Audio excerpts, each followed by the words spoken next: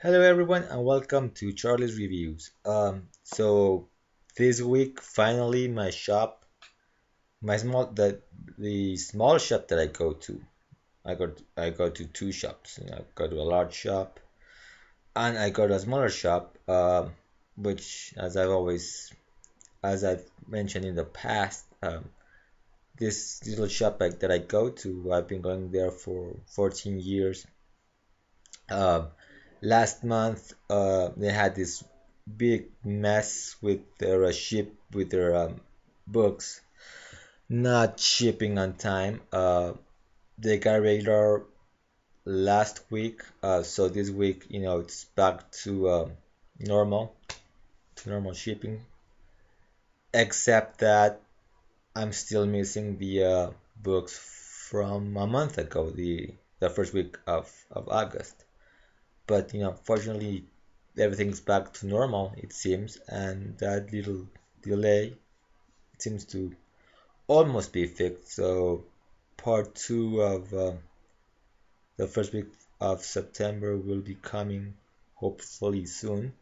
But now I've got all my regular books, and this being September, it's 3D month for DC once again. For the Futures End sort of tie-in one-shots, which I will be getting, not all of them, but all of the books that are in my pull list. Basically because, my small shop, they usually save those books for me. Um, Unlike the other shop where I do have to add special issues from the regular series into my pulls, like annuals. So in this small shop, I get my annuals every time they come out. Part of my regular pool, books that I'm already picking up. They save the annuals. Last year they saved the 3D books, and knowing that the same thing would probably be happening this year, they saved my 3D books for the regular books that I pick up from them. So, but 4 months ago, when the whole um, thing was solicited, not really knowing how my larger shop was gonna handle the uh, the 3D books, I just decided to, you know, add to my pull list, the 3D versions of every book that I pull from them. Surprise, surprise! I go to the shop on Thursday. They have a ton of 3D books, so the 3D versions. I really didn't want to over. I thought, well, I might actually want to get those versions if I'll be getting, from my other shop, my 3D books. Unlike last year, where I have a lot of 2D versions because the larger shop sort of, spec the price on those.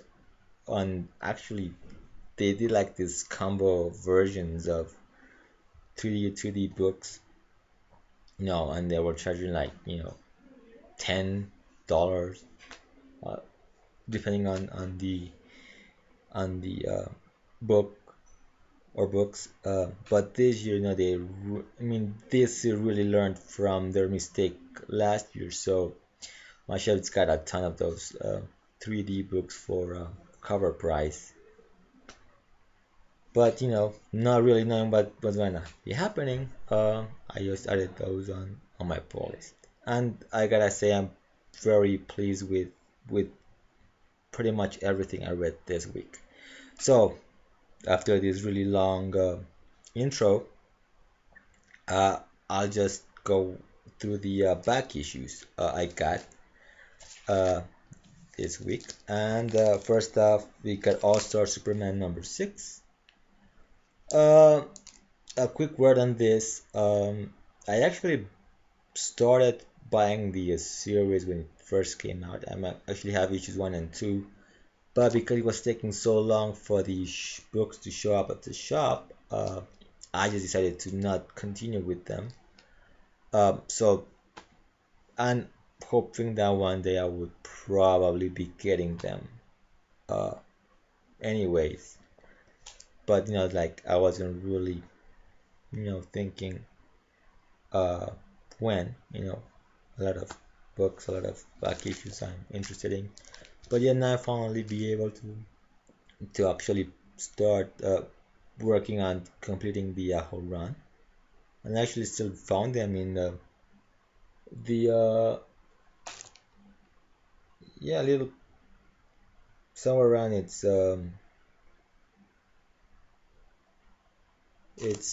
cover price. I think it actually has two stickers for the price, so I don't know. Yeah, probably the same price as it originally came out. And then we have Buffy the Vampire Slayer season 8 issue 25. Okay, so let's get on with the books. So first off, Action Comics number 1, features and Action Comics number 1. I really like this story. It's probably the only book that I read that isn't exactly tied into the future's end, except we get to learn where Superman, where Clark Kent has been, since we know at the Masked Superman. Uh, it's a really nice story. The first thing that actually struck me is, we get this sort of like sandy version of Superman, which actually reminded me of this uh, sand Superman from the Daniel O'Neill run. So the story is written by Sholly Fish, uh, and usually when Solly Fish gets to write Superman, because he actually wrote the backups during Grant Morrison's run at the time when DC was putting out 40 pages book for the 99 before they decided to drop the page count and give it that glossy covers. He wrote all the backups, really nice backups, by the way. I think he did an annual, and he actually wrote the Brainiac, no, the Bizarro story for Villains Month last year. So this is one of his typical sort of stories, and a lot of sentimental stuff. But it kind of reminded me a bit of those Bronze Age Superman stories, stories that explore the whole idea of Superman. Here, basically, you know, we see that Superman's greatest power isn't, flight or invulnerability, but the ability to inspire people to be better. Um, so the story is told as three people get this gift, one power, and they get to enjoy that power for a brief time.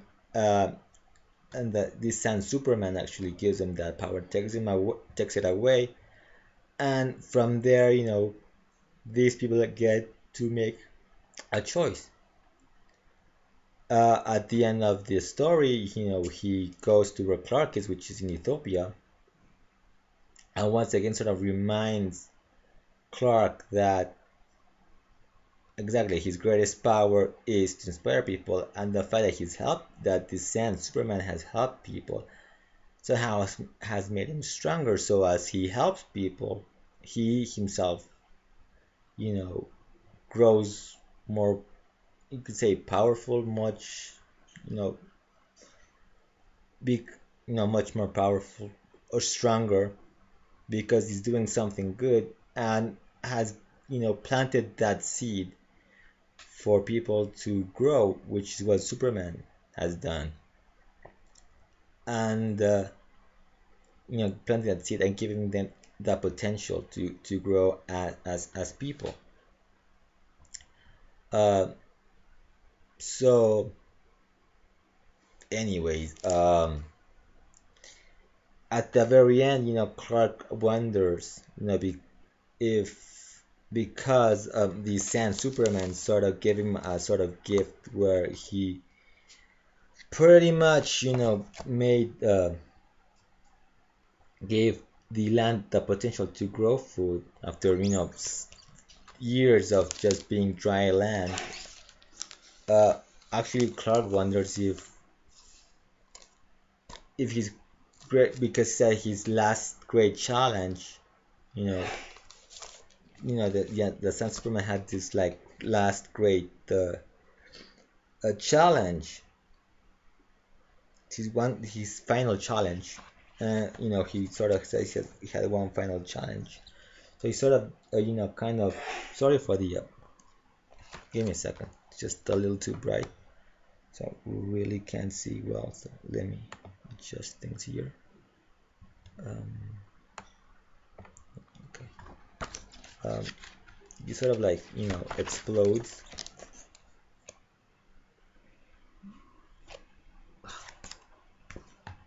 It's kind of sorry if it's a little too bright. Just,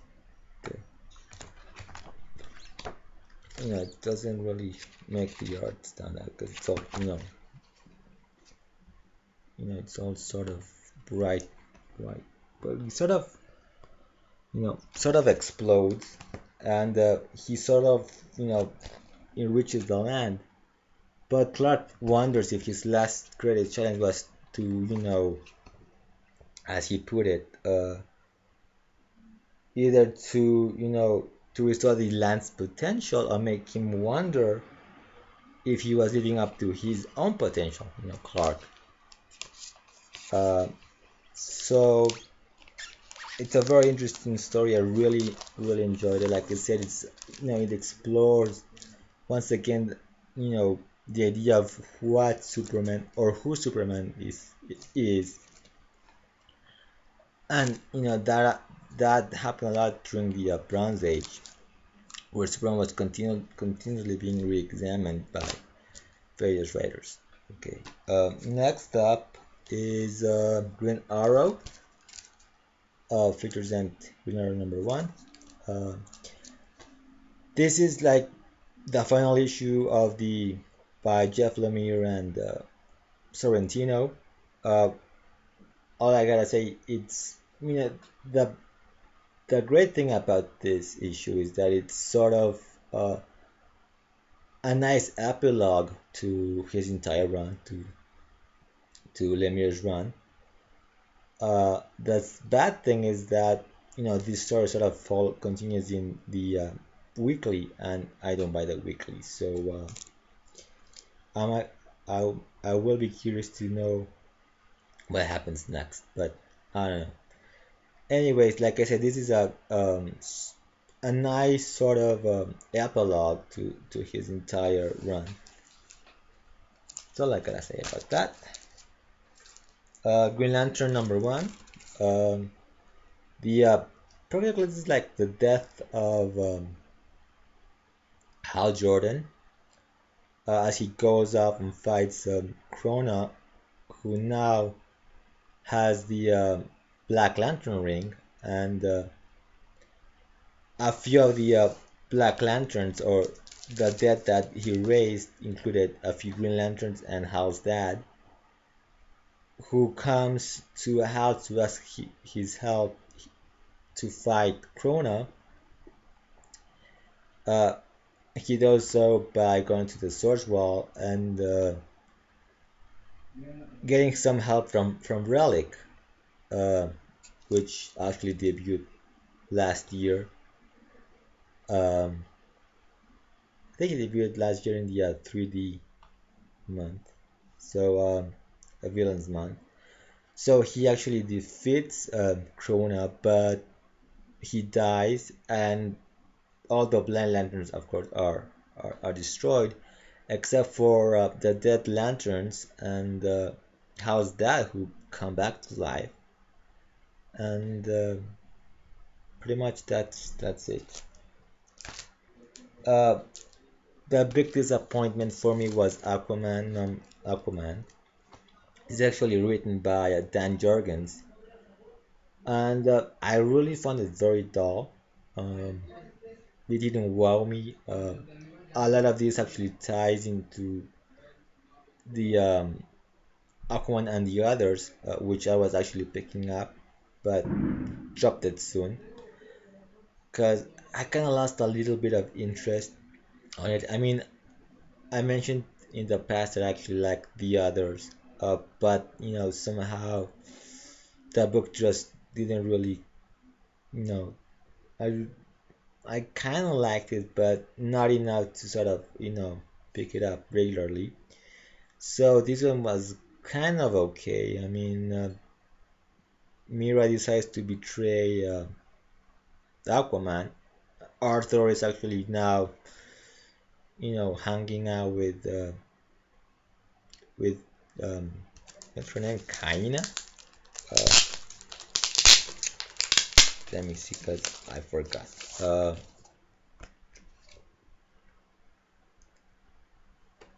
With this Yawara, that's right, Yawara, which is her, a member of the others. We actually do learn some stuff about what happened during the Earth 2 war. The fact that the oceans were totally destroyed. Atlantis and actually Atlantis and oh, sorry. Anyways, we learned some stuff that happened, during the war. Same with Green Arrow, actually, the fact that he actually faked his death in here. But yeah, I wasn't really that interested in what was going on on the book. I'm kind of rambling because there's really nothing much to say. Finally, Justice League number 33. I kind of said snarkily, you know, in my last review video that Geoff Johns had been taking way too much time to sort of get us the Luthor joining the league. Actually, finally happened in this issue. We still haven't gotten to the point where Captain Cole joins. So he's really taking his time in telling the story. Mostly though, this issue is all the Justice League versus the Doom Patrol as they fight for the fate of the new Power Ring, um, Jessica Cruz. Uh, all action mostly. Very Batman centric. It's sort of like Batman, Luthor, Niles Calder centric more than Justice League or the Doom Patrol. Though the characters do get some little little space in the story, but mostly the whole thing is revolves around those three other characters. Uh,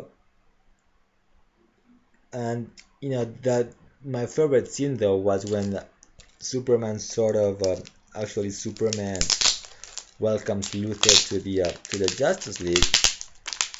I thought that was great. Uh, though of course they're opposed to Luthor joining, but the whole keep your friends close and your enemies closer. So this particular scene, I kind of found it to be sort of really extraordinary. Um, so yeah,